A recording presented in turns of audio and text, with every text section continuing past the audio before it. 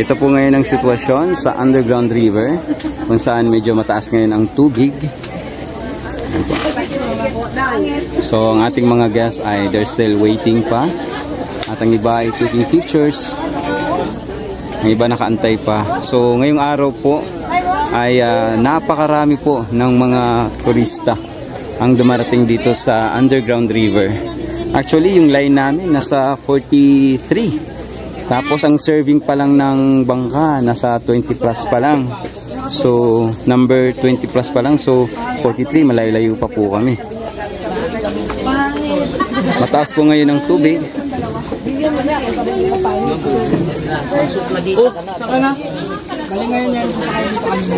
Si Kuya nagdi-dispatch. Siya yung nagbibigay sa amin ng mga schedules kung anong pangilan kami sa bangka. Ang taas ng tubig ngayon. Usually kapag low tide, nandyan lang po yung area ng tubig. But now, medyo high tide tayo. Akala ko buo lang yung maning kinakain. Yung wasak. Maning wasak. Maning wasak. Anong klaseng maning wasak, sir? Okay. Kasi di ba ang paminta, di ba mayroon? Yo. Pag sabi mo, pabili akong pamintang buo. Ayan. Ano yung paminta? Yung durog. Ay, yung wasak. Yung maning sinaktan, mayroon. Durog-durog. yung binugbog. Patay ka, kilala ko na yan.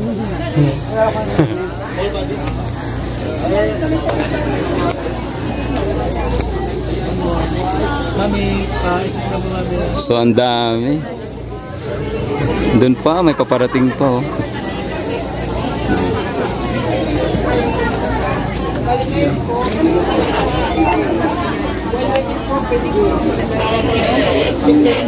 Grabe, ang dami ngayon oh.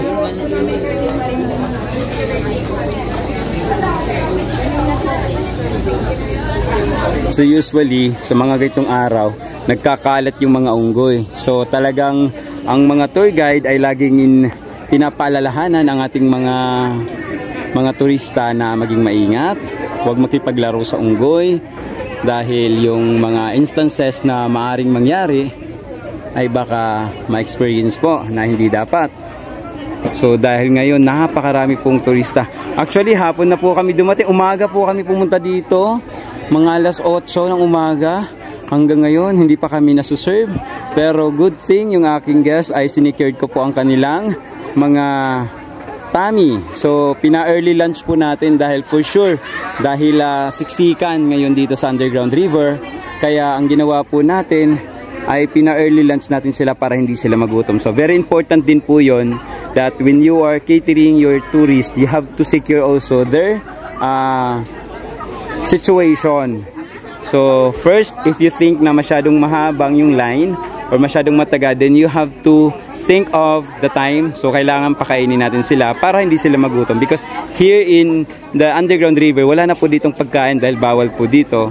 So doon pa lang sa wharf area, dapat lahat ay balanse na lahat. So kung medyo matagal ang kanilang waiting, so dapat mag-take na ng lunch para tuloy-tuloy ang kanilang mga good experiences. So that's one of the things that you have to reminders para sa mga turista po.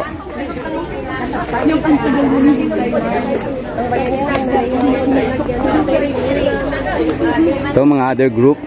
Actually dito pag nagpipicture naman dito by group po yan. So kung sino yung tour guide, kanilang grupo, yan.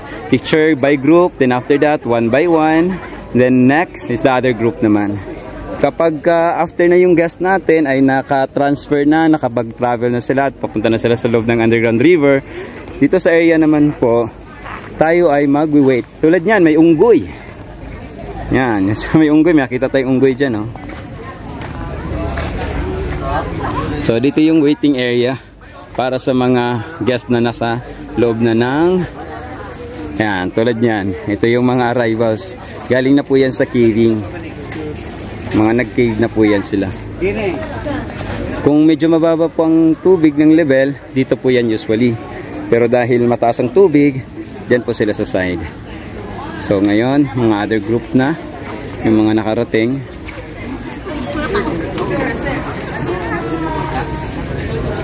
And sa mga kaibigan natin na mga hindi pa naka-experience dito sa underground river, better you have to visit also this, guys, kasi once in a lifetime that you have to experience what the beauty of the new 7 wonders of nature here in Puerto Princesa, which is the underground river. Piruin nyo po, new 7 wonders of nature. At this is also UNESCO World Heritage. That is the underground river. So pag dito po kayo, personal po talaga kayo nandito sa underground river, usually po ang nangyayari po talaga dito, maaamoy nyo po yung the natural sense of nature. Katulad ng with yung mga bats natin, yung mga fruit eating bats, yung kanilang mga ihi. So usually talagang sumisingaw po yan. There are times na sobrang taas ng kanilang volume ng amoy, but that's normal. It's because it's measurement that very yung area is healthy with biodiversity. So kapag nakapasok po kayo sa loob, amazingly, and you will ask for how does everything happen na ganito kaganda yung mga formations, because you know what, for 1 million years ang daming nangyari. So isa na to sa mga underground river na kung saan naturally formed by years. Miocene age, diba? Tapos ang gandahan dito with the history, they have these 3 trenches. Yung first trenches, ito po yung navigational area na 1.5 kilometers kung saan dito po ini-enjoy ng mga turista, which is we have another second trench na kung saan ito with house special permits, included po yan kung may mga approved by the government like mga scientists na mag-i-explore, kung saan dun po sa second trench po may mga creatures or mga insects that can't be found outside, at even may according to other na naka-experience dito sa inside the cave, sa second trench po is nakita po nila mismo may mga halaman that you could ask how come na may tumutubong halaman without sunlight. With the other trench naman po sa pinaka dulong bahagi pa po is ito na po yung mga crystals. So this is being discovered or inexplore po ito ng La Venta Group. At ito ang ating mga poging hello sir, isang hi. Yun. Sir, sa kayo, sa bangka sir o dito sa paddle boat? Sa bangka? Okay. Kamusta naman po sa sobrang daming mga bisita ngayon? Anong mga hindi naman pagod? Okay naman? Okay naman. Sa mga tips sir? Okay naman, nagbibigay naman. Usually kasi yung mga teachers ngayon ng mga bisita natin dito. Okay lang, nandito kayo sa ating vlog. You will see this on our YouTube soon po. Or in my Facebook. How was po experience po? Kamusta po? Recorded ba yan? Hindi po, di ba sa area po? Nice.